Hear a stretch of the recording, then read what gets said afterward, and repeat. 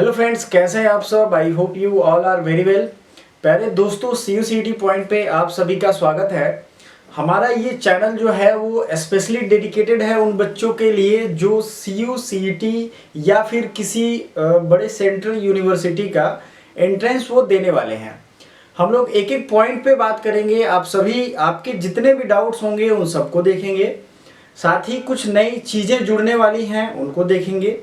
एक एक पॉइंट को मैं क्लियर करते चलूंगा। सबसे पहला जो है, आप जिस भी सब्जेक्ट की तैयारी कर रहे हो वो सब्जेक्ट का एग्जाम यानी कि CUCET के अंदर होगा या नहीं होगा, है ना, ये सबके दिमाग में है। तो अब उस सब्जेक्ट में कुछ ग्रुप हैं, उस ग्रुप को समझिए। कौन ग्रुप की मैं बात कर रहा हूं? एक तो हो गया LLB और एक है 5 ईयर वाला LLB। ठीक है, सबसे ज्यादा डाउट इसमें आ रहा है क्योंकि ये लॉ ग्रुप का है और लॉ ग्रुप का जो भी एग्जाम होगा उसमें क्या CUCET में शामिल किया जाएगा। और इसमें भी ये दोनों जो कोर्सेज हैं ये UG में आते हैं। अब आपके सामने होगा कि UG में सर आते तो हैं, लेकिन क्या गारंटी है कि ये CUCET लेगा ही? सेंट्रल यूनिवर्सिटी कॉमन एंट्रेंस में इनका होगा, तो गारंटी कुछ नहीं है क्योंकि अभी तक ऑफिशियल नोटिफिकेशन नहीं आया है। अभी जो न्यूजेस सर्कुलेट हो रही हैं, ऑफिशियल डिक्लेरेशन माइन्यूट से अलग अलग चीजें हो रही हैं, उसके तहत हमें पता चल रहा है। LLB का मुझे पता है। आप अगर ऑल इंडिया लेवल पे देखोगे तो लॉ की पढ़ाई दो तरीके से होती है। एक तो LLB वाले जो, जैसे BHU हमारा है, वो इंडिपेंडेंट लॉ की एक फैकल्टी है। वैसे बहुत सारे यूनिवर्सिटी में है, every university has law faculty as well as some of the university has a BA LLB। ये 5 ईयर का कोर्स होता है, जैसे इलाहाबाद में भी है, BHU में भी है। बट यहाँ दिक्कत क्या है कि ये इस टाइप का कोर्स जो है ना, ये BA LLB, ये NLU यानी कि नेशनल लॉ यूनिवर्सिटी के लिए क्लैट होता है, उसके सिमिलर है ना। ये इसके सिमिलर है। BA LLB के जो बच्चे हैं उनको जो एग्जाम देना है वो क्लैट के तर्ज पे होता है। लेकिन क्लैट में और इसमें फर्क क्या है? IIT और अपनी इंजीनियरिंग कॉलेज का फर्क जैसा है। जैसे कि क्लैट डिक्लेयर्ड होता है नेशनल लॉ यूनिवर्सिटी के लिए और जो BA LLB है वो अपने अपने यूनिवर्सिटी के लिए है। प्लेसमेंट की बात करें, फीचर्स की बात करें तो लगभग सेम होता है। इसकी फी बहुत ज्यादा होती है, इवन कि इसकी फॉर्म भरने की फी भी 5-10 हजार रुपए होते हैं। ठीक है, और इसकी फी चूंकि ये इंडिपेंडेंट यूनिवर्सिटी अपनी लेती है इसलिए ये कम होता है। तो क्लैट हो रहा है, क्लैट को CUCET के अंतर्गत नहीं लिया गया है। अब बात हो रही है कि ये जो BA LLB है क्या इसको CUCET के अंदर लिया जाएगा? मेरा आंसर है नहीं, बहुत कम चांस है, क्योंकि ये जो है ना स्पेशल टाइप कोर्सेज हैं, UG के ही हैं। मैं बता रहा हूं आपको, UG के ही कोर्स है, लेकिन बहुत स्पेशल टाइप कोर्स है। एक भ्रम जो है सबके दिमाग में वो ये है कि अगर CUET में लेता है कोई भी सब्जेक्ट, मैं सबके लिए अभी बात कर रहा हूं, कोई भी सब्जेक्ट हो, अगर वो चला जाता है CUET में, तो मैंने आपको कई वीडियो में बताया है सिलेबस का 2 पार्ट रहेगा। पार्ट A हो जाएगा और पार्ट B हो जाएगा। A जो है वो कॉमन है सबके लिए, ठीक है ना, और B क्या है? B स्पेसिफाइड है, मतलब कि मेन सब्जेक्ट के लिए।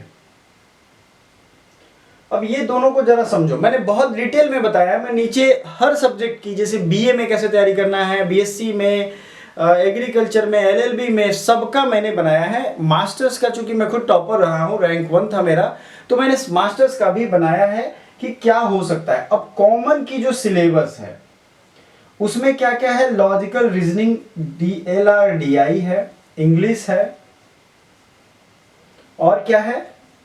देखो मैथ्स नहीं है। सबके दिमाग में ये लग रहा है कि मैथमेटिक्स है, इसमें नहीं है भाई मेरे। सबसे पहले तो ये दिमाग में रखो। अगला जो है इसमें GA है पार्ट A में। तो इतना पार्ट या तो ये 25 क्वेश्चन का होगा या 50 क्वेश्चन का, ठीक है। लेकिन आपका जो मेन सब्जेक्ट होगा डियर स्टूडेंट्स, ये सब्जेक्ट में आपके हमेशा से मार्क्स ज्यादा लाने होंगे।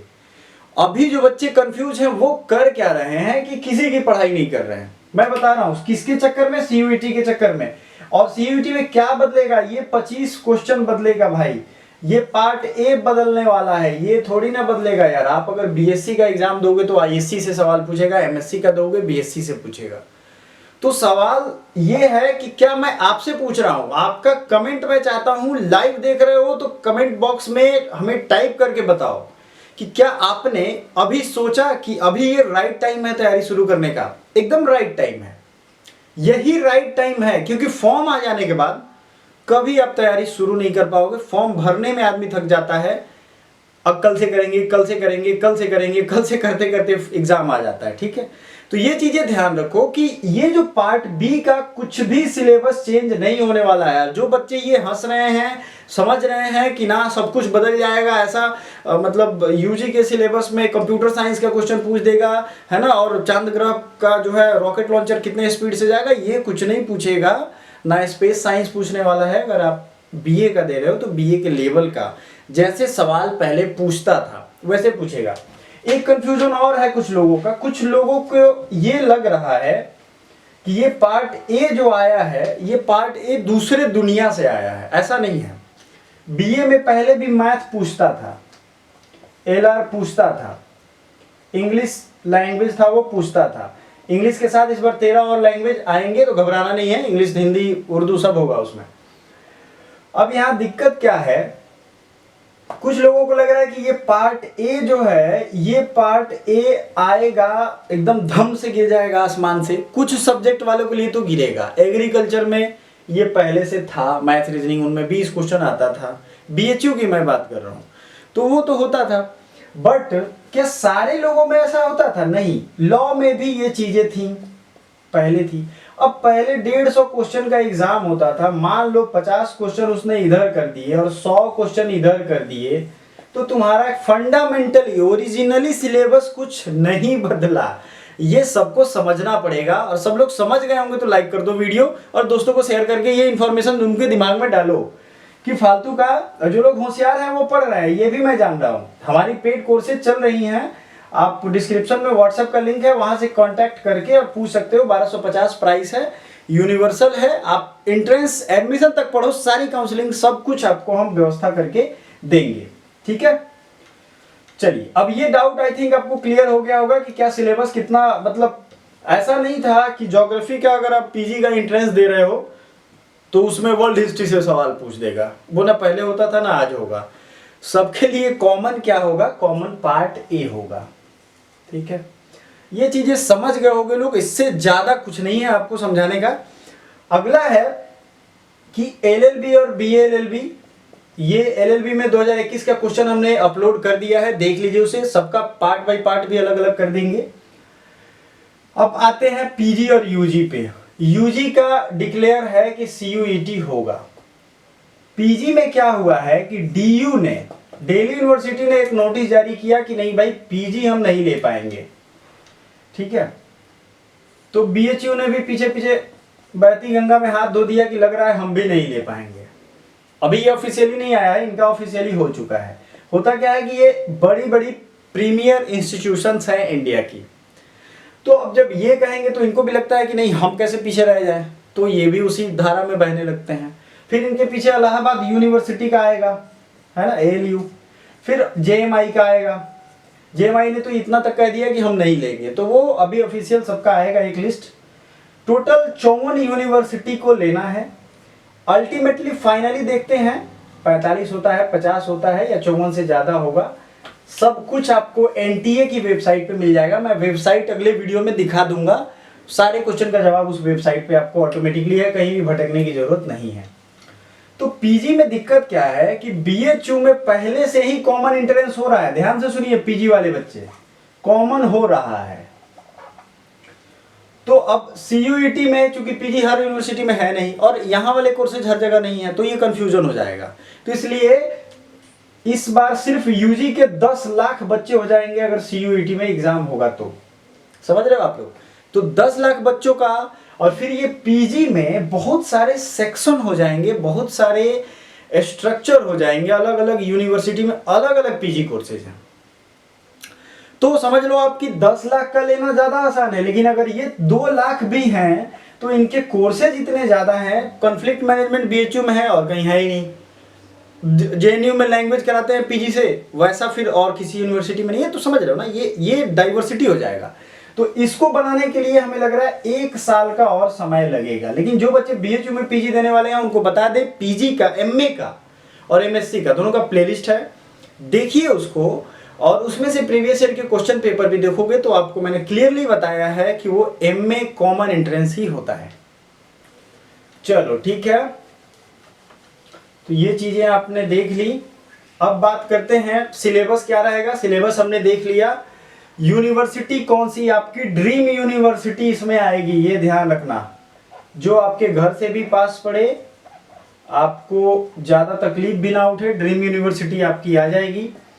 एक चीज मैं सबके लिए कहना चाहूंगा, प्लेलिस्ट जो है हमारा, चाहे वो एलएलबी का हो, बीए एलएलबी का हो, बाकी सारे सब्जेक्ट्स का, बीएससी, बीए आर्ट्स, प्लेलिस्ट जरूर विजिट करो। मैंने एक एक पॉइंट बताया है। आप लोग अभी वीडियो खत्म होने के 1 घंटे बाद प्लीज ब्रेक लेकर के या लगातार देख लो, ताकि आपका ये दिमाग में डाउट दूर हो जाए। पहले प्रीवियस ईयर के क्वेश्चन ज्यादा जरूरी हैं। सबसे पहले तो प्रीवियस ईयर क्वेश्चन आप आज से शुरू करो। आज से शुरू करोगे, एक कॉपी पेन पे लिखो कि अगर PYQ मतलब प्रीवियस ईयर क्वेश्चन हमने देखा तो सर मेरा हिस्ट्री वीक है, हमें हिस्ट्री आज से मैं पढ़ना शुरू करूंगा। ज्योग्राफी मैंने पढ़ा ही नहीं तो कैसे पढ़ना है, ज्योग्राफी की प्लेलिस्ट देख लो। पॉलिटी एकदम जीरो है, एलएलबी में एडमिशन लेना है, पॉलिटी पढ़ना है, सारे चैप्टर्स मैंने पढ़ाए हैं। पीडीएफ भी दिए हैं टेलीग्राम में, पीडीएफ भी देख सकते हो, वो भी पढ़ सकते हो और वहां से नोट्स भी बना सकते हो। टेलीग्राम में जितने भी करंट अफेयर्स हैं अभी तक का, सबका मैं पीडीएफ भेज दूंगा आज शाम तक, ठीक है। मंथ के एंड में, हर महीने के अंत में मैं सारे पीडीएफ आपको एक साथ देता हूं। ये फीचर है हमारे टेलीग्राम की। उसके अलावे क्विज जो है टेलीग्राम पे एटलीस्ट 25 से 50 अभी क्वेश्चन आ रहे हैं क्विज के, लेकिन वो क्वेश्चन जो होते हैं बहुत ही ज्यादा आए हुए संभावित प्रश्न रहते हैं, ठीक है। तो जीके जीएस का क्विज हमेशा चलता रहता है, आप इसको लगा लो। तैयारी